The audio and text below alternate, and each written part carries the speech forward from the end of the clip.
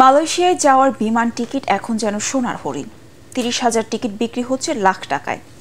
ফলে প্রায় ২০,০০০ বাংলাদেশি কর্মীর মালয়েশিয়া যাওয়া অনিশ্চিত হয়ে পড়েছে। বেসরকারি এয়ারলাইন্সের পাশাপাশি রাষ্ট্রীয় পতাকাবাহী বিমানের বিরুদ্ধে উড়োজাহাজের টিকিট কারসাজির অভিযোগ তুলেছেন জনশক্তি রফতানি সংশ্লিষ্টরা। এ নিয়ে তরিক ইসলামের ২ পর্বের ধারাবাহিক প্রতিবেদনের আজ দেখুন প্রথমটি।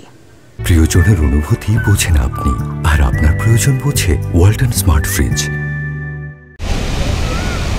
মালয়েশিয়া সরকারের নতুন ঘোষণা অনুযায়ী দেশটিতে বাংলাদেশি কর্মীদের প্রবেশের সময় আছে আর মাত্র ২ দিন। তাই তো শেষ সময়ে বিমানের টিকিটের অস্বাভাবিক দামে অনিশ্চয়তার মুখে পড়েছে মালয়েশিয়া কর্মীদের। আমাকে এই মাসের মধ্যে যাইতে হইব, কিন্তু যে হারে টিকিটের দাম বাড়তেছে জমি জমা বেচা মনে না যাইতে পারবো। সরকার যদি এই জিনিসটা দেখতো, এই জিনিসটা সম্পর্কে একটু করতো, তাইলে আমাদের একটু ভালো হইতো। তথ্য বলছে বাংলাদেশ থেকে ছেড়ে যাওয়া বেশিরভাগ এয়ারলাইন্সের মালয়েশিয়ার ওয়ান ওয়ে টিকিটের দাম ১ লাখ টাকা। কোনো এয়ারলাইন্স দাম চাইছে ১৬ লাখ টাকা পর্যন্ত, যা নিয়ে সোশ্যাল মিডিয়ায় প্রধানমন্ত্রীর হস্তক্ষেপ কামনা করেছেন ব্যবসায়ীরা। মে মাসের আগে যদি আপনি চিন্তা করেন, মে মাসের আগে আপনার ওয়ান ওয়ে টিকিট ধরেন ভাড়া ছিল আপনার ২৭ থেকে ৩২,০০০-এর ভিতরে। সেই ফেয়ারটা মে মাসের ১০ তারিখে আসলো ৩৫, তারপরে গিয়ে আসলো আপনার ৪২ থেকে ৪৫। এখন ধরেন আজকের ডেটে ভাড়া আপনার ধরেন ফ্লাইট তো পাচ্ছে না, যে স্পেশাল ফ্লাইটগুলো আসতেছে ওইগুলোর ভাড়া আসতেছে আপনার ৮০ থেকে ১ লক্ষ টাকা পর্যন্ত মার্কেটে চাওয়া হচ্ছে। আপনি ঠিক এই ফেয়ারটা আপনি জুনের ১ তারিখে যান, ২ তারিখে যান, আপনি 35-এর মধ্যে টিকিটগুলো পেয়ে যাবেন। ঠিক আছে, এইভাবে আমরা করতে পারতেছি। আপনার মালয়েশিয়ার ফেয়ার অনওয়ে ভাড়া ২৭ থেকে ৩০ এর মধ্যে পাওয়া যায়, রিটার্ন ফেয়ার ৫২-এর ভিতরে পাওয়া যায়। কিন্তু এখন বর্তমানে যে পরিমাণ ক্রাইসিস, আসলে এই এয়ারলাইন্স থেকে এই ৮০,০০০, ১ লাখ টাকা যে ভাড়া, যে ডিমান্ডটা করা হচ্ছে, এটা আসলে সবার জন্যই মানে ক্ষতিগ্রস্ত হবে, ওয়ার্কাররাই ক্ষতিগ্রস্ত হবে। টিকিটের এই অস্বাভাবিক দামে মালয়েশিয়ায় কর্মী পাঠানো নিয়ে অনিশ্চয়তায় রিক্রুটিং এজেন্সিগুলো। ৯৫,০০০ টাকা দিয়ে যদি আমরা পাঠাই, তো এটা কীভাবে পাঠাবো বলেন?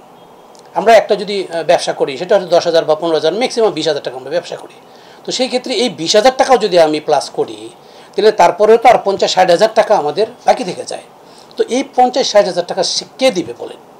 এখন আমাদের শ্রমিক ভাইরা, আমরা এমনিতেও আমরা অনেক কষ্ট করে শ্রমিক ভাইরা যায়, তো সেক্ষেত্রে আমরা এই বার্ডেনটা না আমি নিতে পারবো, না আমার শ্রমিক ভাইকে দিতে পারবো। টিকিটের এমন কারসাজি খতিয়ে দেখার পরামর্শ আটাব সভাপতির।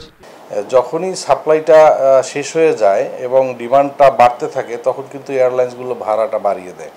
এটা রেগুলার প্র্যাকটিস। তবে এই যে ভাড়া বাড়ার একটা সীমা থাকা উচিত, একটা লেভেল থাকা উচিত। ৩০,০০০ টাকার কুয়ালালামপুরের টিকিট, সেটা এখন বর্তমানে আমরা দেখতে পাচ্ছি ৩ গুণ বেশি, ৯০,০০০। গত ৩ দিন আগে আমরা দেখেছি ১,০২,০০০ টাকায়ও বিভিন্ন এয়ারলাইন্স থেকে মেসেজ দিয়েছে বিক্রি করার জন্য। এবং কোনো এয়ারলাইন্সে দেখবেন যে সিস্টেমে ১,১০,০০০ টাকায় টিকিটটা পাওয়া যাচ্ছে এখনই।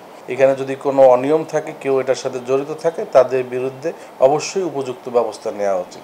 টিকিটের চাহিদাকে পুঁজি করে এয়ারলাইন্স কোম্পানিগুলোর এমন অনিয়ম তদারকি দাবি জানিয়েছে অভিবাসন বিশ্লেষক হাসান আহমেদ চৌধুরী কিরণ। টিকিট এর দাম বাড়বার ক্ষেত্রে যে অরাজকতা চলছে দীর্ঘদিন থেকে, সেক্ষেত্রে কিন্তু আমরা কোনো সংস্থাকে আমরা দেখিনি এখনও পর্যন্ত আইনগত ব্যবস্থা গ্রহণ করতে। এবং যতক্ষণ পর্যন্ত আমাদের টিকিটের দামটাকে নিয়ন্ত্রণ করা সম্ভব না হবে, শুধুমাত্র রিক্রুটিং এজেন্সির উপর দায়ভার দিয়ে যে যারা বিদেশি কর্মী প্রেরণ করে তারা টাকা বেশি নেয়, সেটা দিয়ে কিন্তু আমরা এই দায় এড়াতে পারবো না। আবার অন্যদিকে আপনি দেখেন, আমরা সবসময় একটা চিৎকার করে বলি যে আমাদের দেশ যেহেতু লেবার সেন্ট্রিক কান্ট্রি, আমরা বাংলাদেশের লেবার ফেয়ার চাই। এটা হতেই পারে যে ফরেন ক্যারিয়ারগুলি যখন বাংলাদেশে আসবে, তাদেরকে একটা শর্ত দেওয়া থাকবে, তুমি আমার দেশে আসবা, যে তোমার ফ্লাইটের মধ্যে 20-25% থাকবে লেবার ফেয়ার। অর্থাৎ আমাদের যেসব দেশগুলোতে লেবার দেয়, সিঙ্গাপুর, মালয়েশিয়া, সৌদি আরব, সেসব ফ্লাইটগুলোতে আমাদের লেবার ফেয়ার থাকবে, অর্থাৎ তাদের ফেয়ারটা কম থাকবে, যেহেতু সে লেবার হিসাবে বিদেশে যাচ্ছে। যেখানে আমরা লেবার ফেয়ার অর্থাৎ নর্মাল ফেয়ার থেকে ফেয়ার কমানোর কথার জন্য আমরা চিৎকার করছি, সেখানে দেখা যাচ্ছে যে প্রত্যেক ক্ষেত্রে কর্মীদেরকে যেতে 3 গুণ, 4 গুণ, 5 গুণ পর্যন্ত ভাড়া তাদের গুনতে হচ্ছে। সবচেয়ে আশ্চর্যের বিষয় হলো যে মালয়েশিয়ার এই ক্ষেত্রে মনে হচ্ছে যে আমাদের চোখের মধ্যে আঙ্গুল দিয়ে দেখিয়ে দিল যে অরাজকতার শীর্ষ অবস্থানে কিভাবে আমাদের এয়ারলাইন্সগুলো, আমাদের ক্যারিয়ারগুলো সেখান থেকে এই কর্মীদের কাছ থেকে অর্থ আদায় করছে। তবে টিকিটের দাম বৃদ্ধি নিয়ে কারসাজির অভিযোগ অস্বীকার করেছে বিমান। ভাড়া কিন্তু ইচ্ছামতো বিমান যে নির্ধারণ করতেছে, এটা ঠিক না।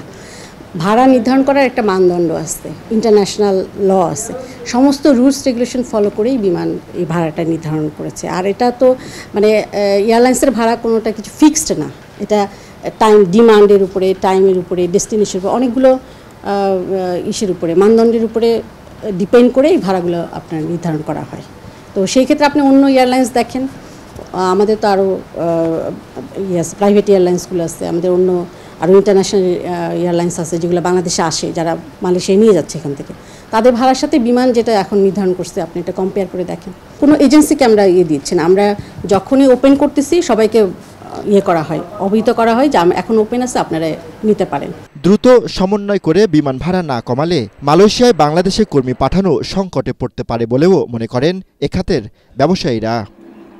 তরিক ইসলাম, এটিএন বাংলা, ঢাকা।